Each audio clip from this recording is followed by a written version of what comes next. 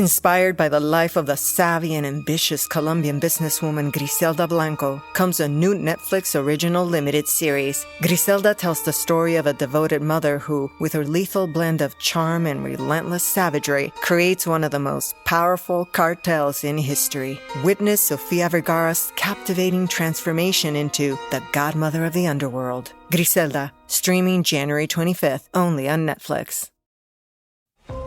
Listen to the 48 Hours podcast for shocking murder cases and compelling real-life dramas from one of television's most watched true crime shows. Go behind the scenes of each episode with award-winning CBS News correspondents and producers in Postmortem, a weekly deep dive. Listen to 48 Hours wherever you get your podcasts. A note to listeners, the following podcast contains content that may not be suitable for all audiences. Discretion is advised. But I've just been a homicide detective for 30 years. Have worked some very violent cases, and then of course I worked on the task force that was called the BTK task force. As his kids grew, his kids got to the point where they were out of the house, and he said he wanted to dust this thing off, and so that's when he started to send communications in 2004. We knew he was somewhere in northern Central County, and so both cars were just flying down I-35 heading to northern Central County, and then other people as more information was coming forward about Dennis Rader, we were getting addresses and stuff like this. And we knew from a drop earlier that month that he had dropped something into an employee's vehicle at a Home Depot. You are listening to Partners in True Crime. We are your hosts, Rob and Cindy Dorfman.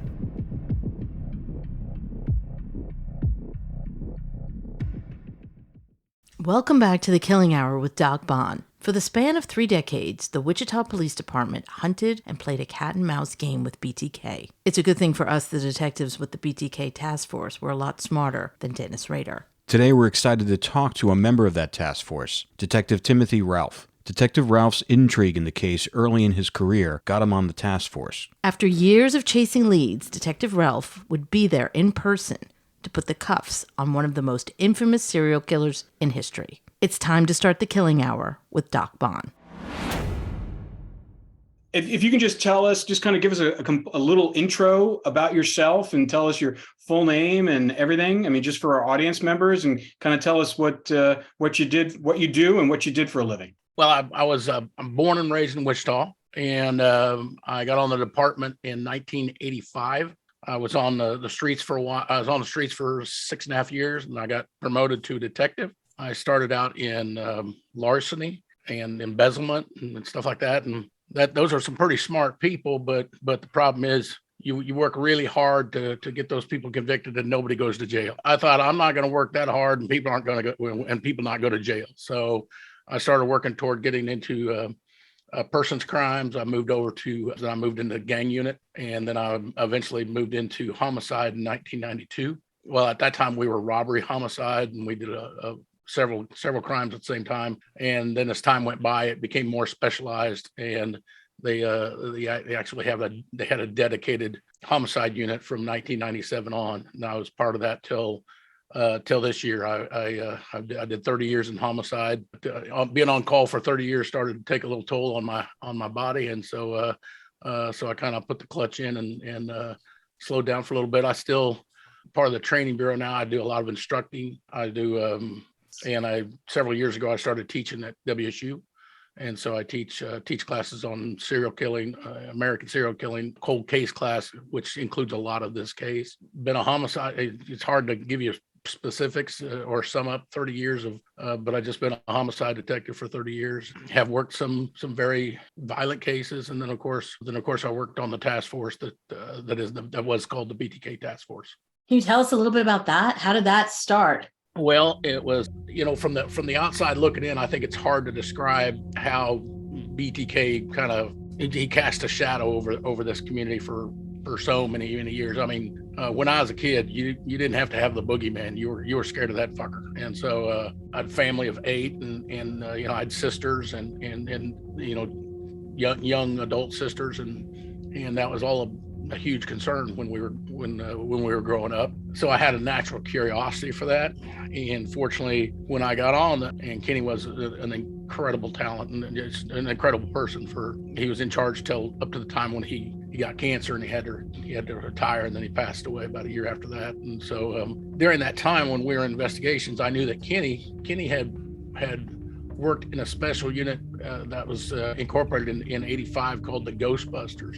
And that was an attempt to that was back in the 80s when they tried to kind of resurrect the case and had a set of fresh eyes look at the murders, at that time, the 7 murders that were attributed to BTK. And so working for Kenny, I knew about that. And then in the corner of Kenny's office, there used to be this 5-drawer cabinet, and it was always kept locked because it was all the investigative work of BTK. A lot of times, if you were a detective, we used to have a night rotation where for 2 months you'd be on nights, and that's not the most exciting time. So I figured out where the key was, and then I got into that cabinet and I started reading the case, and Kenny caught me, and he was convinced I wanted his job. I thought, I don't want your job. It's just now I am a policeman. Now I'm a homicide detective. It's just it's part of the curiosity of the job. And so Landwehr set me down and made me look through the case from an investigative point of view of not. There's no reason to read all the profiling and all this other stuff, because back in the day, profiling was based upon a fucking Ouija board for all I know. And so Kenny just had me learn the case from an evidentiary point of view, because Kenny was very big he was incredibly intuitive about physical evidence, because he always said it doesn't get worse at all. The best you can hope for is physical evidence usually improves when technology improves, and that's very true. That's certainly, you look at the age of DNA that we're in right now. As different leads and stuff came up, because every so often, every couple of years, somebody would pop off something and it would get to Kenny about BTK, and we would investigate it. And so when it came time that he reemerged, Kenny picked out a pretty core group. There was a group of 4 of us. Well, I mean, it was a big ass task force, but there was a group of 4: myself, Clint Snyder, Kelly Otis, and Dana Gouch. And that's really a pretty core group of and then we had a couple of FBI agents. We had several. I mean, Kenny was a great partner and a communicator because we had all kinds of agencies, the ATF, the Department of Social Security, because that actually turned out to be kind of a handy little tool. And of course, we got help from virtually any kind of forensics that we needed. We got kind of prioritized there. We once he reemerged, our state senator went to Congress and got us $1 million, and so we didn't spend hardly any of it, but we certainly were able to travel with a lot more less impunity and stuff like that, because I was given a temporary federal agent's authority, so we could cross state lines, jurisdictions, do whatever we needed to do. So really, when it came time that he reemerged and Kenny was picking people, I was very fortunate that I was one of the core people that he chose to take with him. Question about the longevity of this case. I mean, he would reemerge, as you said, and then he'd disappear, again for a while. How did that affect the morale within the department? And did you think that you would ever catch this guy? I mean, was there ever a point where you just sort of lost hope? Certainly from up to the time he reemerged, it was more of a curiosity and more of a history thing for me. I didn't think he would ever, because there's all kinds of theories that he was dead or all this other shit. But I just didn't think he would, I didn't think he'd jump back in the game quite so much. He had disappeared. Well, we didn't know he'd reemerge back in the 80s. Vicky Wegerle and Maureen Hedge and Dolores Davis, those weren't immediately connected to him at the time. In fact, it was pretty clear the same person had killed Maureen Hedge and Dolores Davis, but the crimes were a lot different than the other BTK crimes. He removed bodies from the house, and they were older women, and so and it was a little further out it was out in the county, and so those cases weren't. Vicky Wegerle's case was, it got a little derailed at the beginning, because there was a little bit of friction between the investigators and Vicky's husband, Bill Wegerle, and the case got a little sidetracked there for a while.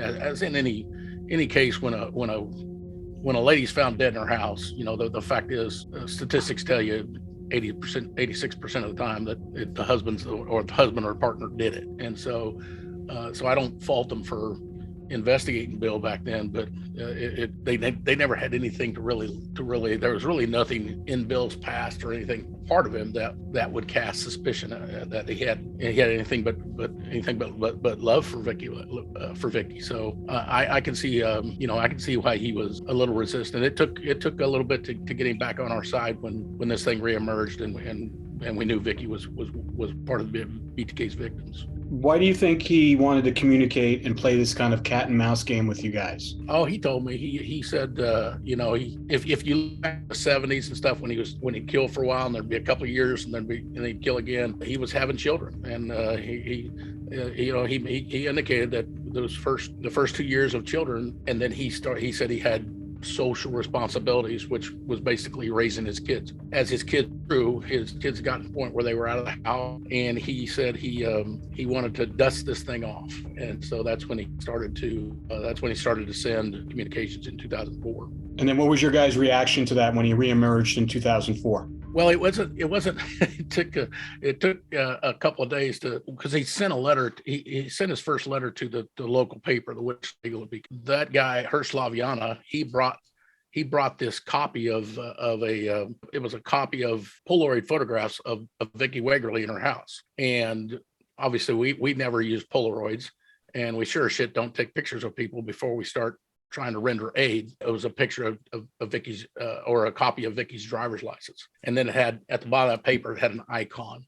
And all his communications through the years had this little icon in the corner, is a variance of BTK kind of rolled into one letter. It was a B coming off of the top of a T, and then there was a leg sticking off like BTK. And so when that arrived, the first captain that saw it didn't really get it. He just thought it was crime scene photographs, and he would eventually show it to Dana. In fact, Kenny was at a hospital that day for a surgery, for a procedure for his wife. As soon as Kenny saw it, he knew exactly what it was. And his wife, God bless her, she knew him better than anybody, and she knew there was only a couple things that would make a reaction like that, because Kenny was a pretty calm dude. We used to call him El Pool because he was a pretty calm guy. So she figured it out very quick, and so she gave him kind of the free hall pass to that he didn't have to hang cost. And so Kenny shot right to work, and then we didn't stop for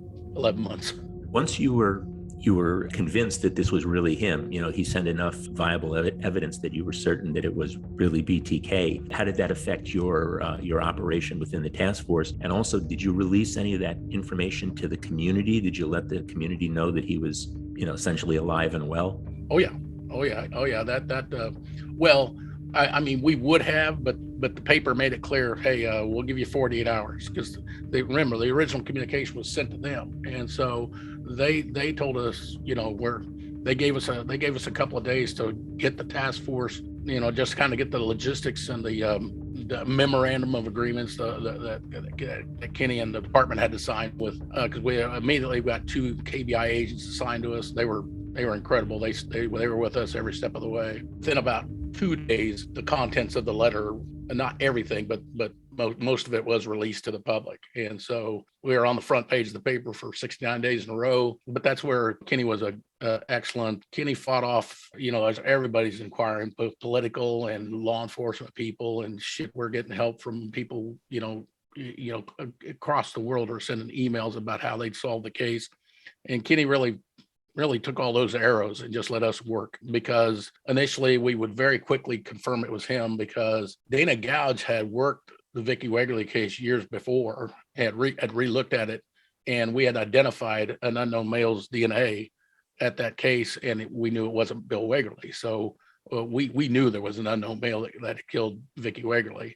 And so we also had back in the late 80s, the Ghostbusters had they were the first to reach out to a lab and have a genetic profile created. And from the Nancy Fox scene, they were able to locate some seminal fluid on a piece of clothing. And so very quickly, within days, we had a confirmation that there was a DNA match between the Wiggly and then the Fox murder. That was good confirmation, and I'm sure we had to do it. But the rest of us knew it was him the moment you saw that piece of paper, because nobody else would have known the kind of goofy shit he did with his kind of little insignia down in the corner and stuff like that. So those of us that had knowledge of the case, we knew it that day. It's pretty legendary now that he was ultimately undone by the infamous floppy disk, and so a guy who seemingly had been pretty clever, over the years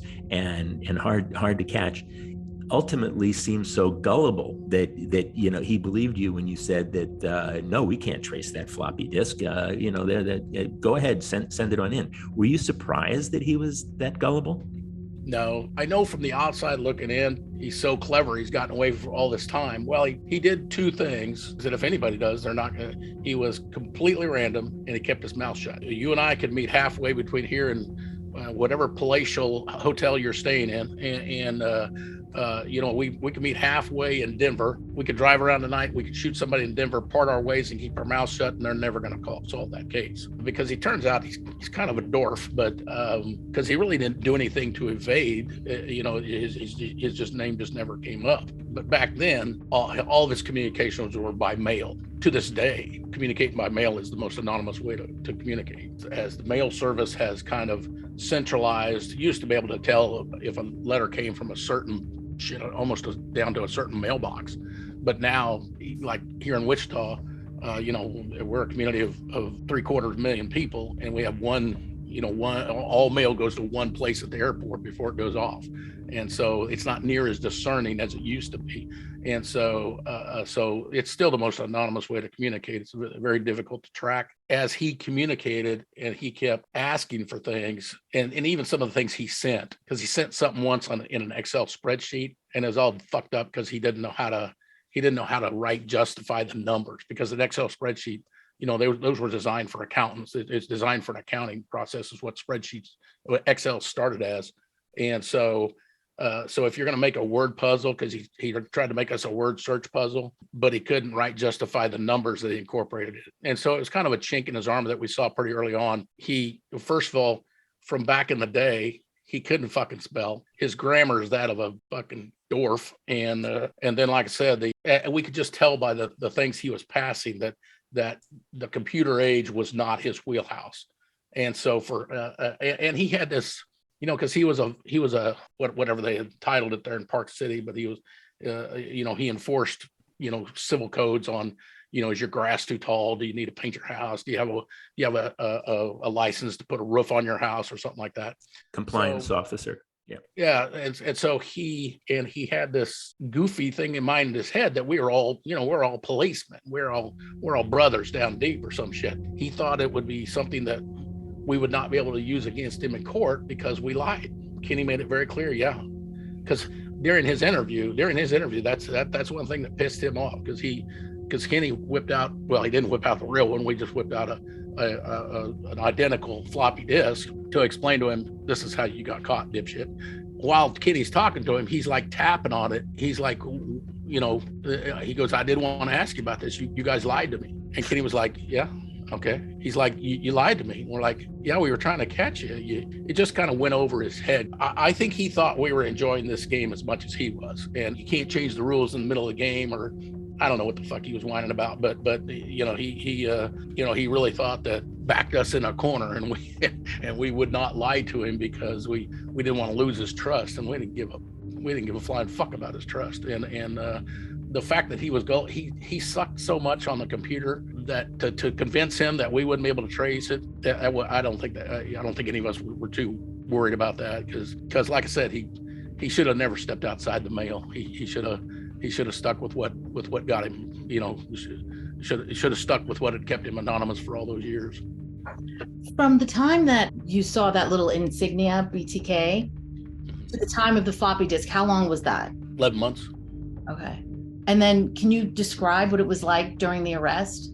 Well, he had sent the disc, and the disc had a couple of things on him, and one of it is he's such a compulsive that because the disc only had a little message like, this is a message for the police or something, but even that idiot, he printed that off and he kept it in his little file, a little file of what he'd sent us, and he didn't realize at that moment that when you print anything using Word, Microsoft keeps track of it because they want their fucking money. And that is saved on a part of once we got the disc and he hit that was on the metadata of the disc, and the metadata can't be erased. And so we knew that the guy who had the Word program registered to him was Dennis. And we knew that the floppy had been in a Christ Lutheran church, a computer named Christ Lutheran Church. Cross-referenced that pretty quickly and saw that the only Dennis associated with Christ Lutheran Church was the head of the pastoral council, Dennis Rader. At that moment, me and Clint got in one car, and Dana and Kelly got in another. Like Cole Trickle said, watching all that NASCAR paid off because me and Clint got there first. We knew he was we knew he was in northern Sedgwick County by some other stuff that we had discovered over time. We knew he was from we was somewhere in northern Sedgwick County, and so both cars were just flying down I-35 heading to northern Sedgwick County, and then other people as more information was coming forward about Dennis Rader, we were getting addresses and stuff like this. And we knew from a drop earlier that month that he had dropped something into an employee's vehicle at a Home Depot. And we had captured the vehicle he was driving on video. And we knew he was driving, we knew he had a Jeep Cherokee. And so that was kind of a very cool piece of evidence, because that's that evidence that that nobody else does. Only you and the killer know it. And so we went flying there, and then as we're coming into northern Sedgwick County, we start getting addresses, and the first one is listed as a home address over on Independence, on a street called Independence in a little town just outside of Wichita called Park City. And so at that point, me and Clint came flying off the highway, and we turned on to Independence. We were trying to act cool, trying to act calm, and we saw in the driveway we saw a Cherokee, and that's when we knew. I don't care how fucking smart this guy is. There's no way he could have known that we knew about the Cherokee. And so there's only two ways in and out of that road. So me and Kelly, or me and Clint, went to one end, and Kelly and Dana were at the other end. And I called Landwehr, and I got to admit there were points. There were points I didn't know that I'd ever make that phone call, but I certainly knew that the first person I wanted to talk to was Kenny. He devoted his life to this. He devoted his life to homicide investigation, and so I was like, hey Kenny, call everybody you want. I don't give a shit. Call in the Army, or I don't care. But he's right down the street. Just give me the word, and we'll blow that fucking door off the hinges, and we'll be in there and have this guy in custody, nothing flat. And Kenny was like, well, we've got to plan all this. And unknown to me, Kenny was already in contact with several with our undercover operations, and they were sending cars to Park City because he was going to be under constant supervision for the next several days, because Kenny wanted there to be we wanted to see if we could somehow now that we knew it was him, let's delve into his background and see if we can find some DNA, like if he'd gotten a past DUI, or if we somehow just figured out who his doctor was or something like that. Kenny was like, well, I need you to come back. And I was like, I ain't fucking coming back. The guy's right there. And Landwehr goes, I really need you to come. I said, Kenny, he goes, we'll be back. I said, not will. I said, because Clint was right beside me, and I said, we'll be back, won't we? And he said, I promise you'll be back. I said, Kenny, I'll kill your whole fucking family. I said, if I don't get to come back. And he's like, tap the brakes there, Hot Rod. And so we headed back, and there was a lot of horrible things said about Kenny Landwehr on that drive back. And I think Clint said them all. And but we went back, and then pretty cleverly we figured out who he was. We knew he had a daughter, and we know that daughter went to Kansas State University. we know there's only one ladies clinic at Kansas State University. And so we subpoenaed any kind of biological material that they still had belonging to her. There were some people that thought, well, that's kind of distasteful. We thought, I don't give a fuck, you know. I mean, we're catching a serial killer. I don't care. And so that was rushed through, and we knew within 3 days. That she was the daughter of BTK. And so then it was, oh God, we planned all night, drew up about 9 different search warrants, and called 200 people, and we all met at 85th and Broadway, which is right down the street from Park City. We had Kenny extended the courtesy to call the Park City police chief about half an hour before we got there and said, we're bringing a small fucking army, because the KBI had brought a tank. I don't know what the hell we were going to do with a tank. And there were people there with machine guns, and I thought, whoa, hey, we're not taking down El Chapo or some shit.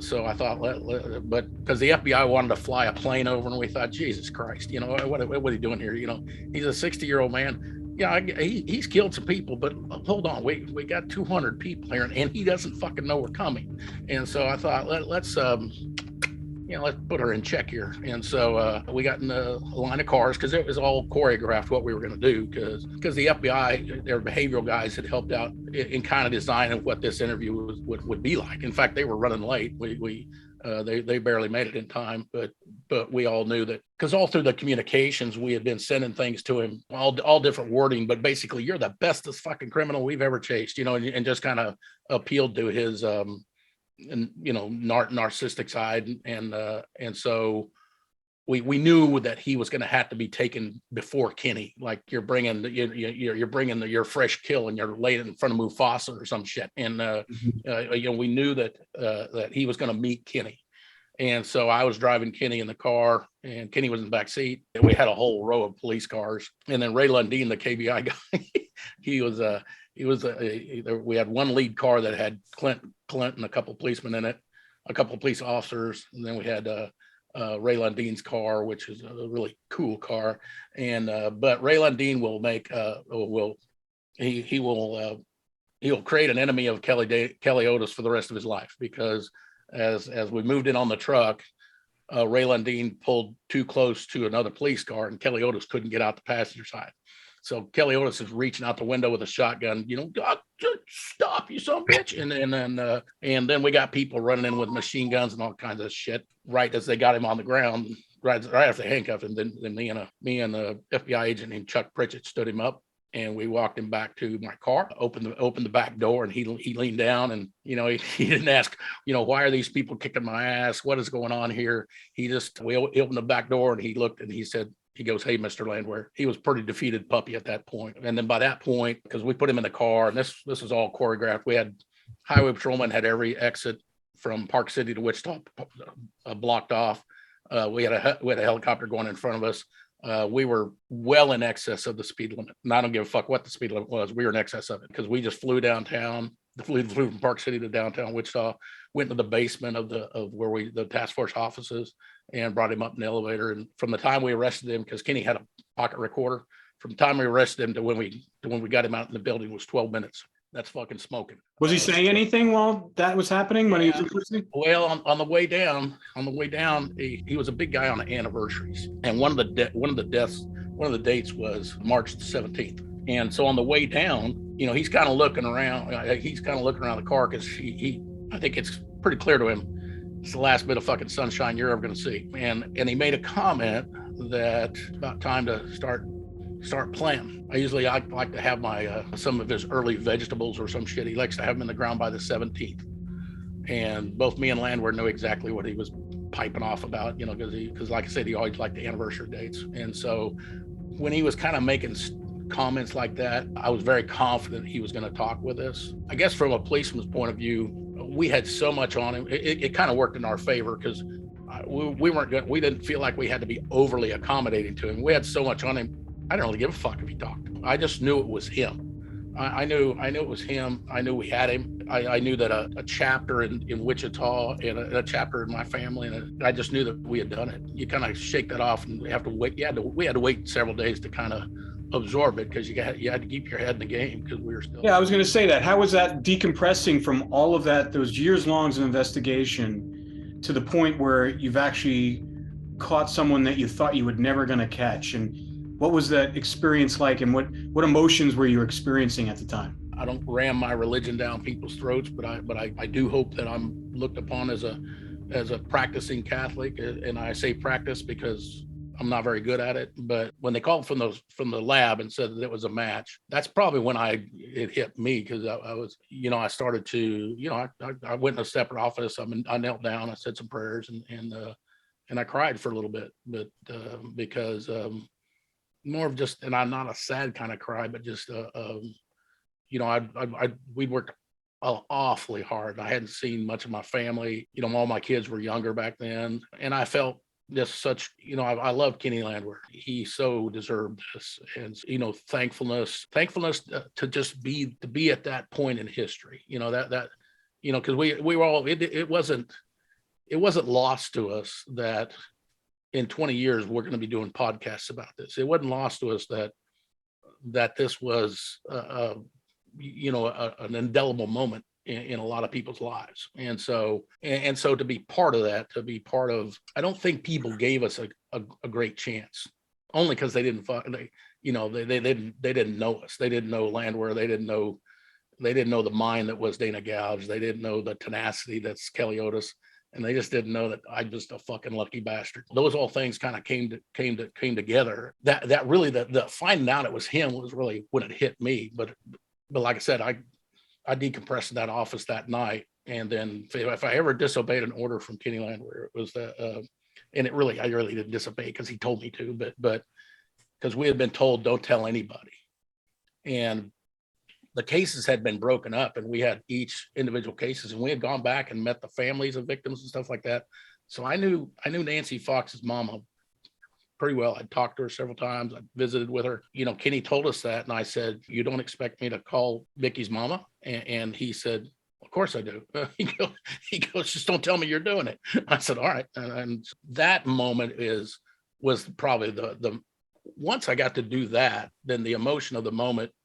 Then I was ready to go back to work, because once I was able to call Vicky's mama, tell her late that night that tomorrow morning I'm going to go get that son of a bitch that killed your little girl 27 years ago. That was the most emotional time for me, and because she was she was just a great mother, because she was like, I'm going to go get him in the morning, and she said, "Well, you be careful." And I said, "Don't you worry. I'm taking 200 people in a fucking tank. I'll probably be okay." And being able to call her that. So that was really my decompressing time, and then I was ready to go back to work. I was ready to, let's drop the hammer on this guy. And so then after the days of, because we talked to him for 34 hours. And so we were all pretty tired, pretty highfalutin steakhouse around here, knew Kenny Landwehr, and so after we talked to him, because this whole thing started on Friday at noons when we arrested him, so we'd been awake most of Thursday night. Then we worked all day Saturday. We put him in. We worked all Friday night and all day on Saturday. We finally put him in jail on that Saturday evening, and then we got notified that that this steakhouse had closed. And it was closed, but they had made all this meal, and everybody and their wives were welcome. And so about 10:30 at night, we all arrived at the Scotch and Sirloin. Got to have it tasted really good. And and so there was some decompression time there, and then once we had him in jail, and we went through the formality of making out paperwork and charging him, by the end of the week, we a whole group of us went and played, a big 6 or 7 of us went and played golf for 2 days in a row. so that was kind of cool. And but that's really, as far as decompression and stuff, it was more like mid sentence for me. I didn't get the whole thing over with. I was really past decompression by the time we were the pressure of solving it. Once I told Vicky's mama, I didn't feel any more pressure. Then you're just ready to go. We like I said, we had everything on our side. We had all the evidence that we needed. Like I said, when you're a detective and you're playing with house money, when you don't give a shit if they make a statement. After that, that the day of the arrest wasn't. I mean, it was fun. I like driving cars fast, but the decompressive moment for me was just being given the freedom to talk to Vicky's mama. When you were speaking to him for 34 hours, did you see any remorse or any reason for why he did this, or anything? I don't think he has the capacity for remorse. And I'm not saying that like he's just a fucking deal rod. Well, he wanted us to check him. He wanted us to take his DNA and see if he had an extra Y or chromosome, because he just didn't see he knew what he's doing is lawfully wrong, but he just has no moral compass. He was like, he asked me, or he told me, he goes, he's like a lion in the Serengeti. I said, what? Yeah, like a lion in the Serengeti. You can't ask me not to hunt. And I'm thinking, easy there, fucking lion. But, he just thought there was something in him, or he wanted us to find something in him to let him off the hook for killing people. Because he was like, because one time he goes, I know it's hard to believe, but I'm a law and order kind of guy. Are you?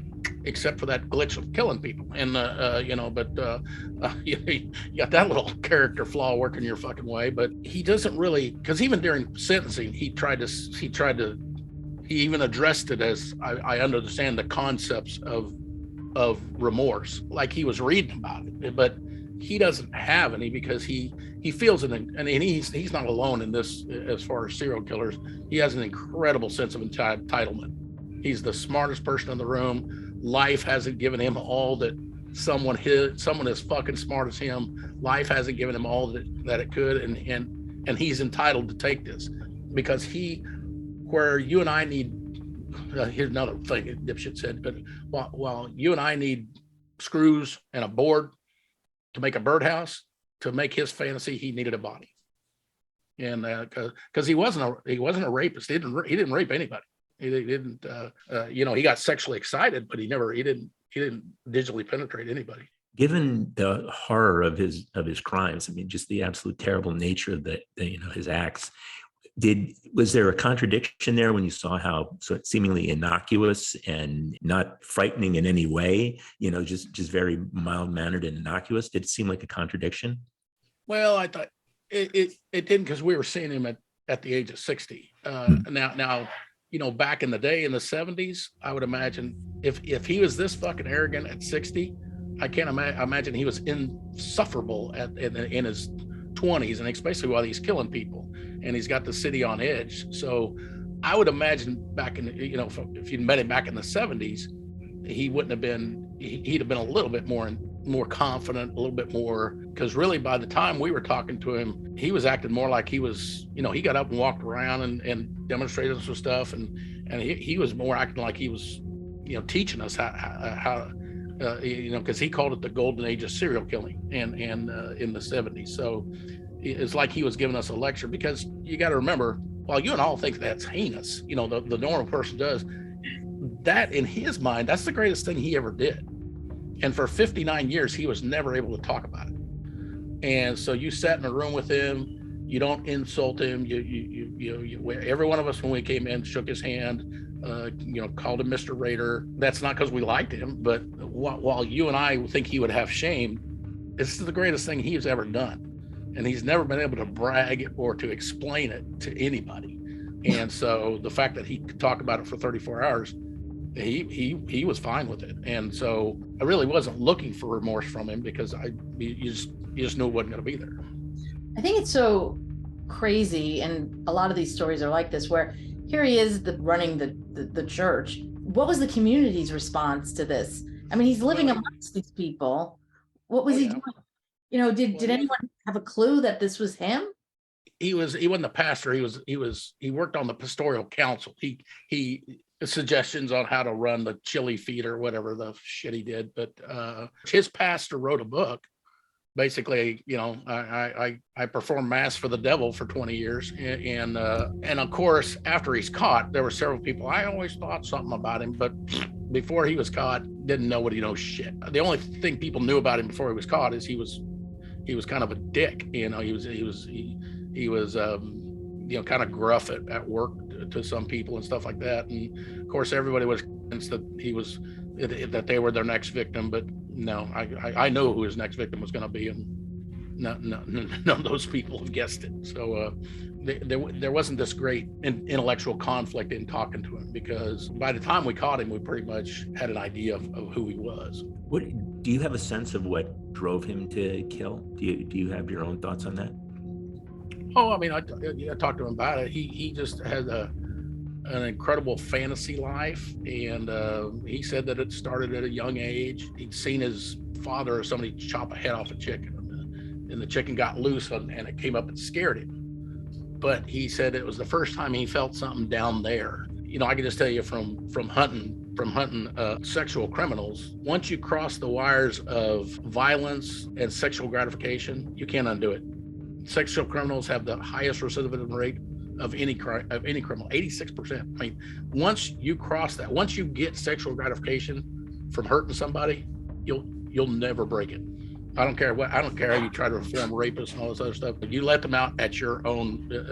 Those people, if they get out, they're out at your own peril, because they're not reformed. It's almost, academia accepted that they can't do it. I guess the last question we have for you is, what did you learn from this? I mean, you kind of came into this thing, you kind of got involved in this case by kind of hunting through those files and getting discovered by your superior. And then what did you learn from this case? And has anything, obviously I don't think anything's probably topped this in your career, but what have you used to apply a lot of the things that you've learned from hunting down and capturing BTK to your career afterwards? Yes, you're corrected. This is by far the most infamous case I've ever worked on, but it's not the hardest. It's certainly not the one that took the most emotion out of me. So much of this case was history. In most of your cases, you're dealing with the anguish of family members and people at the time of the death. In this, the only people that were sad were the relatives, and they weren't, they'd had a hole in their heart for a long time, but they weren't at that anguish point that people are at the time of that a murder occurs. And like I said, whether there was so many of us working on it, this was not either the most complicated or even the most difficult case I'd ever worked on. It's just the most historic. I learned a bunch of fun shit. I know how to do, there's so many things that people do on a regular basis they don't realize about. I learned about things like mail traces, where how you track people through the mail, and that was kind of cool. I learned, if you're curious, you learn so much trivia along the way. Since he started out in the military, during some of his writings, he tried to bring out some historical events that had to do with different railroads, and I would, Kenny would assign us to research those things. So and I can tell you more about fucking duct tape than anybody in the world. But from a curiosity point of view, you learn a lot. From an investigative point of view, or from any, like I said, in the end, I think we all started feeling pretty confident. He was making more mistakes in several months span than he'd made in 31 years. And so you just can't keep fucking up that much and not get caught. And certainly not get caught by someone as smart as Kenny Landwehr. And so, did he want to get caught? Did he say he wanted to get caught? Fuck no. And everybody always says that. Oh, he must have wanted to get. No. And no. In fact, he had kind of memorialized a lot of his crimes on a bunch of floppies, and he had them all set. He had them all. And he was going to put them in a safe deposit box at a bank. When he died, he said when he died, if somebody found it, then they'd figure it out. But if not, the BTK legend would ride off in the sunset. So no, I can tell you, he absolutely did not want to get caught. Like I said, a lot of people have ventured that forward because he'd gotten away for so long, and then all of a sudden he got caught. He wanted to get. No, he fucking didn't. He just stepped outside his comfort zone. He should have never gotten cross swords with some of those forensic computer science people, because they take minutia to a whole fucking different level. And like I said, he had these weird things, in his mind of, the police can't lie and all this other stupid shit. And so I learned a lot about what it is to be part of a group. No, this was great. I thought, as a criminologist who studied this stuff and actually corresponded with him, I thought I knew, pretty much what there is to know, but you really gave some great inside, stories. This was awesome. Oh, well, cool. Well, I'm, like I said, if you have any more questions or anything like that, just either call me or send me an email. I'll fill in whatever blanks you have. All right. Thank you so much. Thank you so All much. right, we'll talk to you later. Bye-bye. Next time on Partners in True Crime. The way I got involved in this, I had been writing and producing documentary films for PBS science series Nova. After I'd read Silence of the Lambs and heard a movie about it was coming out, I said to the executive producer, look, I read this book. I think it's really good and done very well. And if the movie is half as good, I think it's going to be a big hit. I had no idea how big a hit it was going to be. I said, why don't you let us go to Quantico, to the FBI Academy, and see if we can tease out the real story behind Silence of the Lambs, what really happened.